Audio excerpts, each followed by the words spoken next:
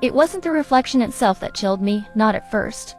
It was the subtle wrongness of it, like a portrait where the eyes seem to follow you, no matter where you stand.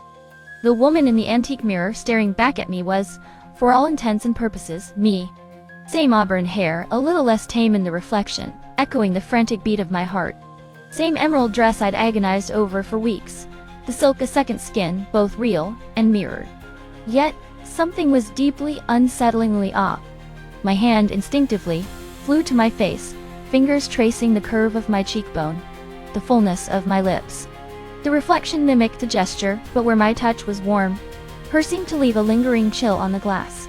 "Just nerves," I muttered to the empty gallery, my voice thin and reedy in the echoing space.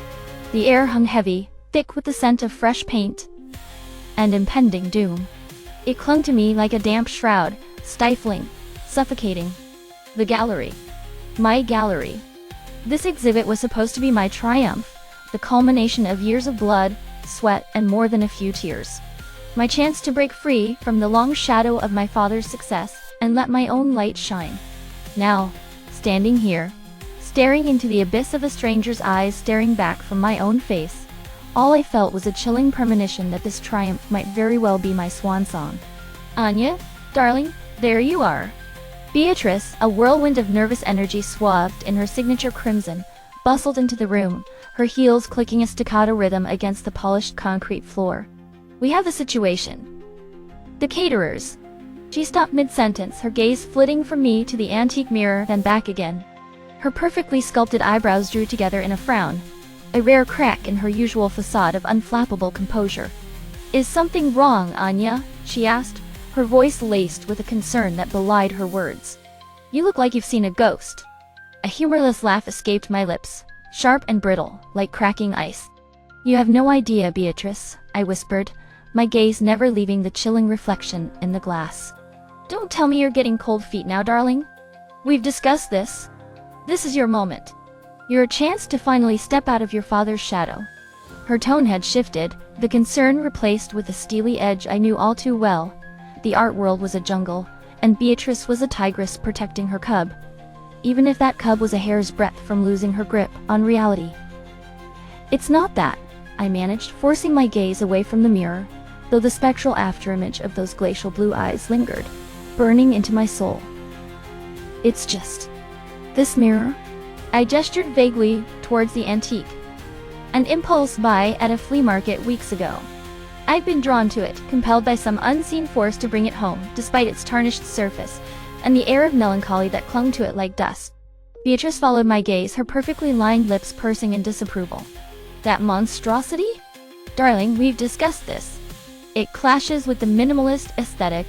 We're going for modern, edgy, not haunted Victorian mansion." I know, I said, suddenly weary, the weight of her words, of the entire charade, pressing down on me. "I just haven't had a chance to move it." The lie sat heavy in my mouth, tasting like ash. Because it wasn't the aesthetics that bothered me, not really. It was the reflection, or rather, the subtle distortions that seemed to shift in the periphery, like a glitch in the matrix of my own reflection. The way the eyes of my reflection seemed to track my every move, even when I swore I saw a flicker of something else in their depths. Something cold, hungry, and infinitely patient. "We'll do it tomorrow, darling. Tonight we celebrate your success." Beatrice, ever efficient, had already moved on, her attention snagged by a group of potential buyers. She threw me a dazzling smile, the kind that could charm the paint off a canvas, and glided away, leaving me alone in the echoing silence of the gallery. Alone, that is, except for the reflection in the mirror. The reflection that was both me and not me, her eyes locked on mine with an intensity that sent a shiver down my spine. A shiver that had nothing to do with pre-exhibition jitters and everything to do with the growing certainty that something was very, very wrong. Taking a fortifying breath, I turned away from the mirror, forcing my gaze towards the collection of paintings that lined the opposite wall. Paintings that were supposed to be my salvation, my escape, my voice. But even as I lost myself in the vibrant colors and bold strokes, I couldn't shake the feeling that I was being watched, hunted. And the worst part? I was starting to suspect the hunter wasn't lurking in the shadows outside. It was already inside. The crash of crystal on the floor cut through the smoky haze of the bar, the sound as sharp and brutal as a shattered bone. Whiskey, the color of betrayal, bled across the counter, a stark contrast to the comforting grain of the wood. Each frantic beat of my heart hammered the truth home. It wasn't the cheap whiskey that had startled me, but the face staring back from the dusty mirror behind the bar. My reflection, already a stranger in the last hour, had gone from unsettling to something far more sinister. The smile, slow and predatory, belonged on a predator, not a woman about to have her artistic coming-out party. "You okay, miss?" The bartender, a bear of a man with worry lines etched deeper than the grain in the counter, mopped at the spill with the weary air of someone who'd seen it all. "You look like you've seen a ghost." He wasn't far off. My own reflection was quickly becoming the stuff of nightmares. "Just a long day," I choked out, my voice barely a whisper in the sudden quiet of the bar. The lie felt grimy, sticking to the back of my throat like cheap wine. "Another one then?" he offered, already reaching for a fresh glass. His eyes, though, were kind, and I realized how desperately I wanted to tell him, to confess the impossible. Maybe if I said it out loud, gave it voice in this dimly lit haven of lost souls, it would evaporate like the wisps of cigarette smoke clinging to the ceiling. But what could I say? That the reflection in the mirror was a twisted mockery of myself, her eyes colder than a January wind off the East River. He'd think I was unhinged, a loose thread in the tapestry of humanity. Worse, what if he didn't? Swallowing down the panic rising in my throat, I shook my head. "No thank you, I should be going." The city streets, usually my comfort, my muse, felt different tonight. The shadows stretched longer, more menacing, as if they themselves were aware of the chilling truth I carried. Every darkened doorway felt like a potential hiding place for the creature who wore my face. By the time I reached my building, the sleek, modern facade a stark contrast to the churning in my gut, I felt like I was running on fumes, fueled only by adrenaline and a desperate hope that maybe, just maybe, I was wrong. "Anya? There you are." Relief, pure and unadulterated, washed over me at the sound of Mark's voice. He stood in the hallway, a beacon of normalcy in the storm raging inside me. My rock, my safe harbor. The guilt hit me then, sharp and swift. He didn't deserve this. This creeping fear that clung to me like a second skin. He deserved the woman he thought I was. Strong, confident, on the cusp of success. His warmth was an anchor, grounding me in that moment. But even as I clung to him, the insidious voice whispered, "What if none of this is real? What if it's her?" "Beatrice called," he said, his brow furrowed with concern as he pulled back. "Said you left the gallery in a hurry. Is everything okay?" The lie came easily, too easily. "Fine, just stress." Later, surrounded by the remnants of takeout sushi and the comforting glow of the city lights, I tried to convince myself it was true. Stress, exhaustion, the pressure of the exhibition. Any of those explanations were more palatable than the truth. But the truth had a way of lingering, a phantom chill in the pit of my stomach. Long after Mark's breathing had fallen into the comforting rhythm of sleep, I lay awake, staring into the darkness. The city outside, usually a symphony of sirens and distant laughter, was eerily quiet. The only sound was the frantic drum of my own heart, and a nagging feeling that something was watching me from the shadows. Watching, waiting, and drawing closer. Sleep offered no sanctuary, not with the echoes of those glacial eyes burning behind my eyelids. Each time I drifted off, I was sucked back into a hall of mirrors, the reflections twisted and grotesque, all with her eyes, accusing, mocking, hungry. The nightmares clung to me like cobwebs in my hair, long after the reassuring warmth of Mark's sleeping form had lulled me awake.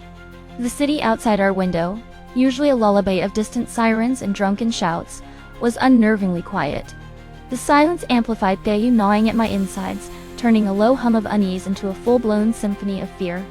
What if those eyes hadn't been a trick of the light, a fleeting hallucination fueled by stress and cheap whiskey? What if they were a warning? Dread, thick and suffocating, followed me through the motions of the day.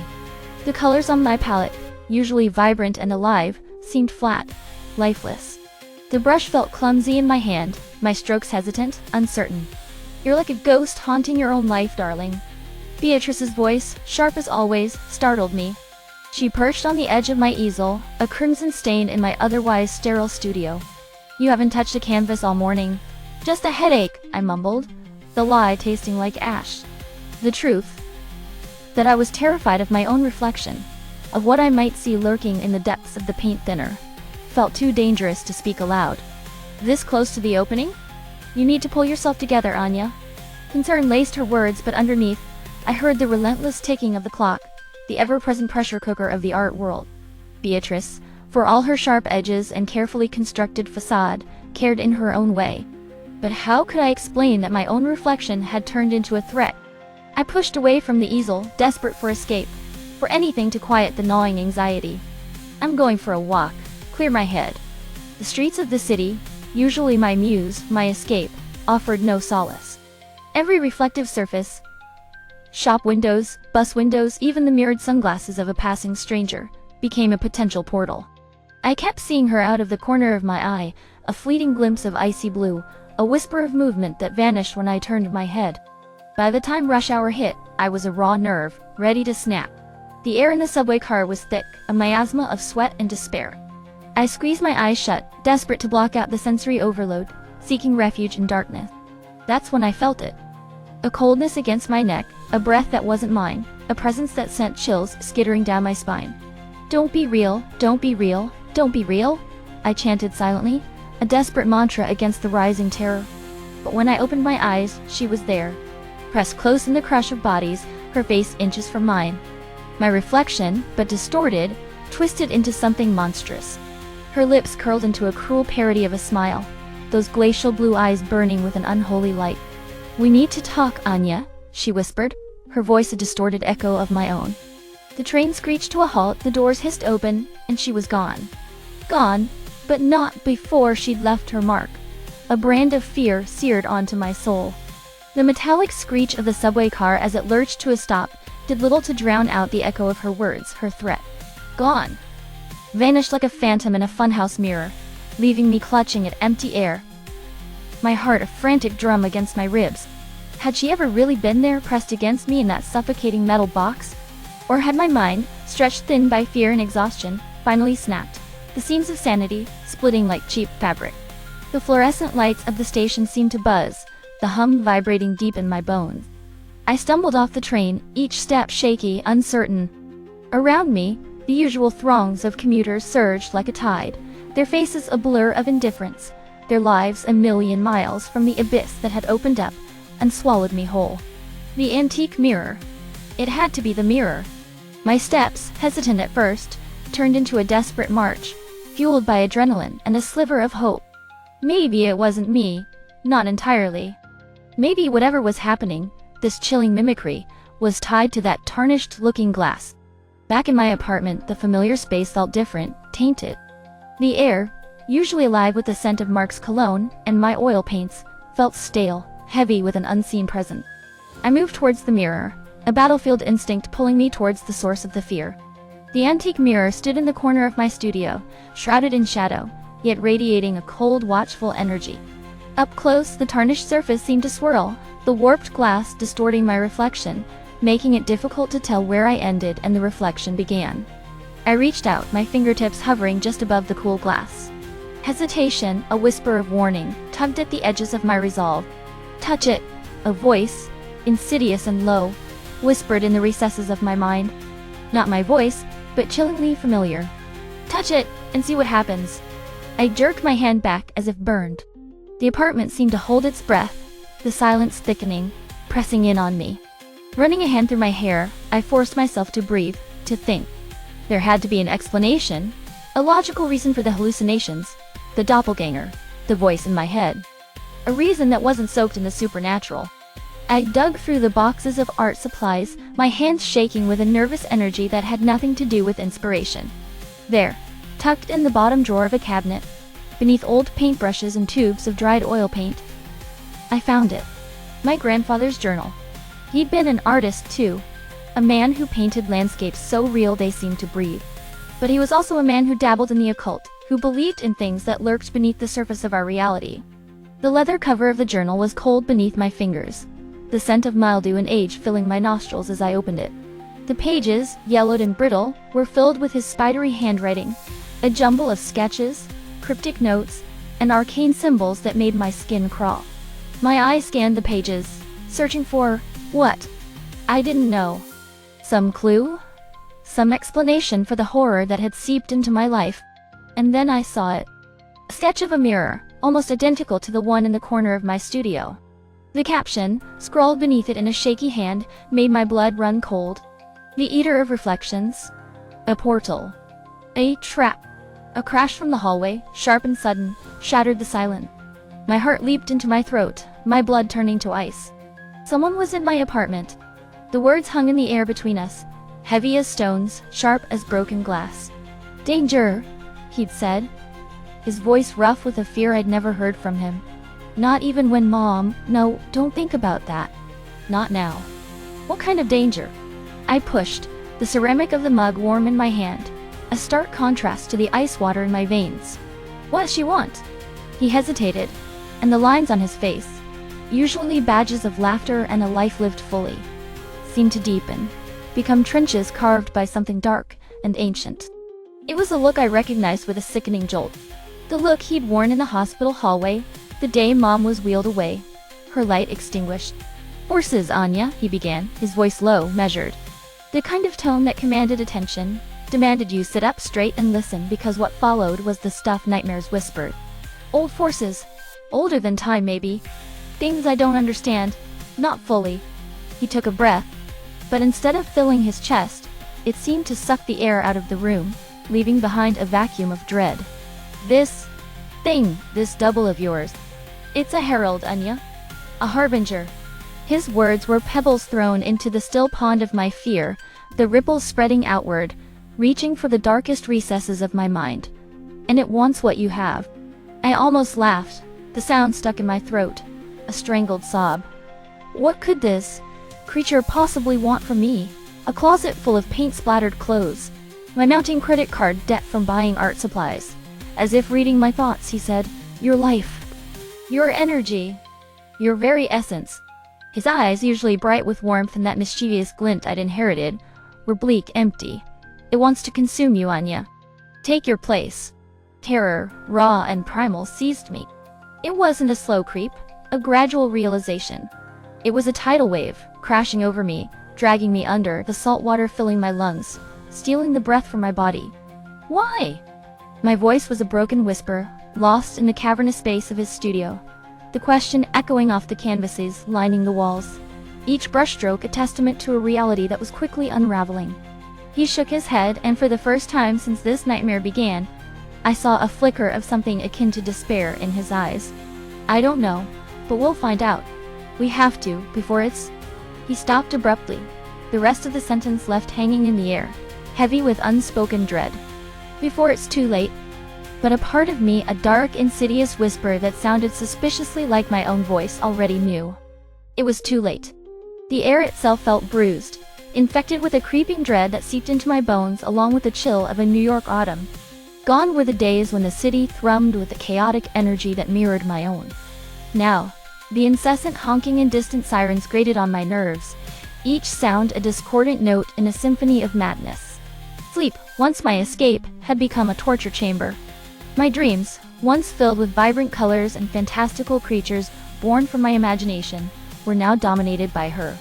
Her eyes, those goddamn eyes, followed me everywhere, cold and blue as a glacier, reflecting nothing but my own spiraling terror. The phone call had been a turning point, a chilling confirmation that she was no longer content to lurk in reflections, a phantom at the edges of my reality. She was intruding, her presence a suffocating weight on my chest, squeezing the air from my lungs, the sanity from my mind. Beatrice, bless her oblivious heart, mistook my fear for pre-exhibition nerves. "Jitters, darling, that's all," she'd declare, her voice a frenetic trill that set my teeth on edge. "This is your moment, Anya. Don't let it slip through your fingers." Easy for her to say. She wasn't the one haunted by a doppelganger, a creature who wore her face like a mask, a creature who wanted to peel away the fragile layers of her identity and take her place. The worst part was the way it chipped away at me, this fear. It started subtly, like a hairline fracture in a bone. But each chilling encounter, each whispered threat, each glimpse of her in a crowded street or a rain-slicked window widened the crack. My work suffered. The canvases, once my sanctuary, my voice, now loomed blank and accusing. The colors, once so vibrant, seemed dull, lifeless. My hand, usually so steady, trembled, leaving behind a trail of hesitant lines, and muddled colors that mocked my crumbling control. It all came to a head at the gallery, just days before the opening. I stood in the middle of the stark white space, the air thick with the smell of fresh paint and impending doom. Beatrice, a vision in a scarlet power suit and a strained smile, flitted amongst the art critics and potential buyers, assuring them that I was just adding a few finishing touches. Her words were drowned out by the blood pounding in my ears, a frantic drumbeat against the walls of my skull. My eyes darted around the room, searching, always searching. For her. For an escape. For a shred of sanity in a world that was tilting on its axis. "Anya, you look like you've seen a ghost." Beatrice's voice, sharp with concern, cut through my haze of panic. "What is it, darling?" I opened my mouth, desperate to tell her, to confess the impossible truth that was eating me alive. But the words wouldn't come. How could I explain the phone call, the chilling laughter that echoed through my dreams, the terror that clung to me like a shroud? "Nothing," I finally croaked. My voice a dry rasp. Just overwhelmed. But even as I uttered the words, my gaze snagged on a reflection in the polished chrome of a sculpture near the window. There she was, my doppelganger. Except this time she wasn't alone. Standing beside her, his arm draped possessively around her waist, was Mark. My Mark. His face, usually so open and loving, was set in a mask of cold adoration, as he leaned down and brushed his lips against her hair. The world dissolved around me, the edges blurring as a scream, raw and primal, tore its way out of my throat. The scream ripped from me, a raw, ragged sound that seemed to claw its way out of my throat, echoing through the sterile white space of the gallery. It wasn't a sound of surprise, not anymore. It was the sound of a heart breaking, the splintering of sanity into a million jagged pieces. They were everywhere, those faces. Eyes wide with concern, mouths forming words I couldn't hear over the roaring in my ears. Beatrice, a splash of crimson in a sea of white, was a blur of motion. Her hand gripping my arm like a vice, her voice a frantic buzzing from another dimension. "Anya, Anya darling, what is it? What was it?" The words choked me, tangled in the fear that wrapped around my throat, squeezing the air from my lungs. I tried to speak, to point a trembling finger at the abomination reflected in the polished chrome of the sculpture. He was there, his arm a possessive shackle around her waist, his lips pressed against her hair in a parody of every tender gesture, every shared laugh, every stolen kiss. My Mark. Her Mark. But the words wouldn't come, couldn't penetrate the wall of disbelief that had slammed down, sealing me in this waking nightmare. The reflection vanished as quickly as it appeared, leaving behind a chilling void where my sanity used to be. Beatrice, bless her pragmatic heart, mistook my silence for shock, for a particularly violent bout of pre-exhibition jitters. He steered me towards a plush velvet chair, the kind that screamed money and whispered discomfort in equal measure. "Champagne, darling?" she chirped, her voice a touch too high, a touch too bright. "It's the cure for everything, you know that." I wanted to laugh, a harsh, brittle sound that would have shattered the delicate facade of composure she'd so carefully constructed around this whole event. But laughter, like sanity, felt a million miles away. They thought it was stress. Even Mark, his brow creased with concern when he arrived, his eyes searching mine for an explanation. A reassurance that the woman he loved wasn't coming undone at the seams. Even he, with his unwavering faith in my talent and our love, couldn't quite mask the flicker of doubt that shadowed his gaze. The doubt that whispered, maybe she is losing it. Maybe this is it. "It's nothing," I lied, my voice cracking like thin ice. But it was everything. It was the chilling phone call, the voice a distorted echo of my own, whispering threats I couldn't repeat, couldn't begin to explain. It was a feeling of eyes on my back, a constant watchful presence that lingered even in the crowded safety of my own apartment. It was the slow, creeping realization that the reflection in the mirror, the one with eyes colder than a January wind, wasn't a figment of my imagination. It was me. Or rather, it was what I was becoming. The gallery pulsed, a living thing throbbing with the murmur of voices and the clinking of champagne flutes. It was a symphony of success, of ambition realized. But the music was lost on me. I drifted through the throng, a pale specter in a sea of overpriced perfume and feigned interest. Their gazes slid over me, empty and meaningless, like raindrops on glass.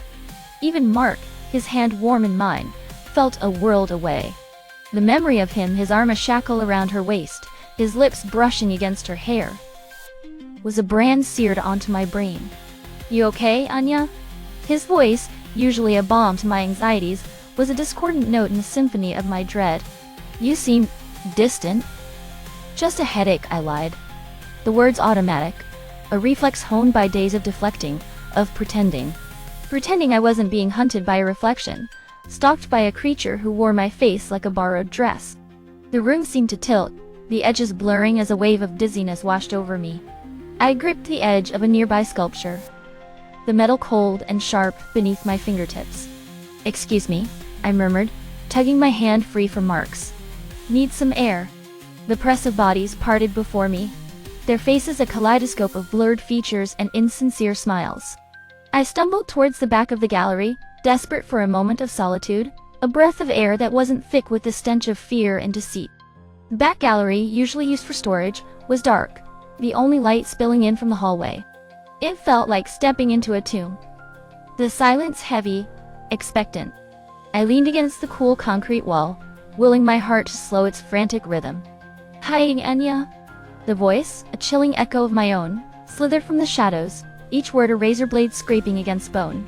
I whirled around, my breath catching in my throat. She stood in the doorway, bathed in the faint glow of the hallway lights, a vision in scarlet silk and stolen confidence.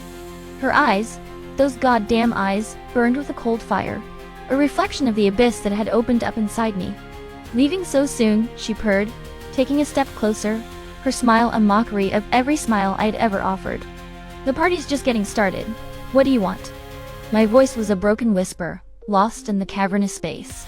She tilted her head, her gaze dissecting me, finding the fear that pulsed like a second heartbeat. "What I've always wanted, Anya," she said, her voice a distorted echo of my own. "Your life. Your world. Your soul." The fear that had been a simmering ember in my gut flared, hot and consuming. My legs trembled, every instinct screaming at me to run, to escape the chilling certainty in her eyes. But I was rooted to the spot, paralyzed by a terror so profound it stole my breath, my voice, my very will. "Why?" The question scraped its way out, raw and desperate. She laughed, a chilling, mirthless sound that echoed through the gallery, a violation of the hushed whispers and polite laughter beyond the door.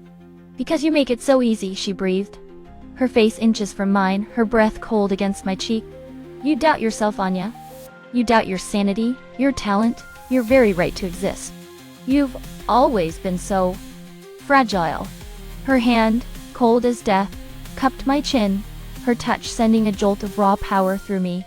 I gasped, a sound trapped in the cage of my ribs, my vision blurring as the world around me dissolved into a kaleidoscope of color and pain. Then there was only darkness. The antiseptic sting in my nostrils was the least offensive sensation. That honor belonged to the dull throbbing in my head, a steady rhythm keeping time with the fear that pulsed in my veins. Like a toxic metronome, it ticked away the seconds, minutes, hours. How long had it been? Time, that slippery bastard, had lost all meaning in the sterile white expanse of the hospital room. Mark ... His name surfaced in the fog of my mind, a life raft in a sea of doubt. It had to have been Mark hovering over me, his touch a lifeline, his voice rough with relief. 2 days, he'd said, his words sandpaper against my raw nerves. 2 days since the opening, since my world had fractured, leaving behind jagged edges of terror.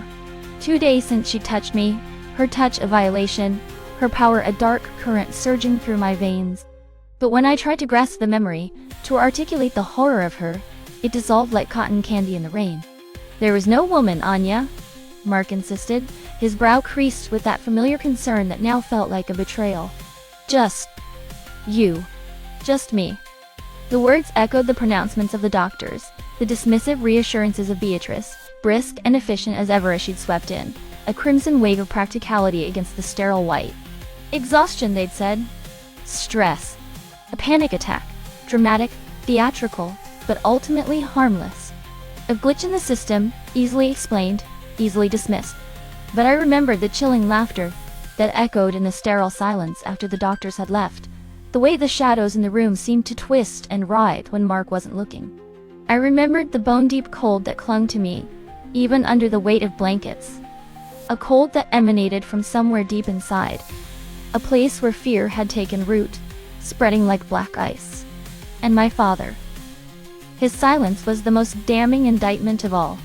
He visited every day, his face a mask of concern, his eyes filled with a knowledge he refused to share. He knew. He'd always known, hadn't he? There were more things in heaven and earth, he'd once said, than were dreamt of in my philosophy.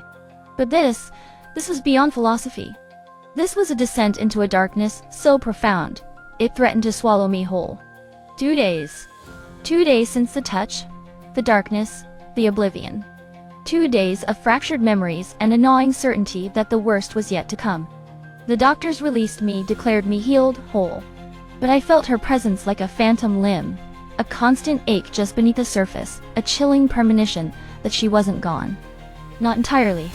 She was out there, somewhere, wearing my face, inhabiting my life, waiting for the moment to make it truly hers. And the worst part?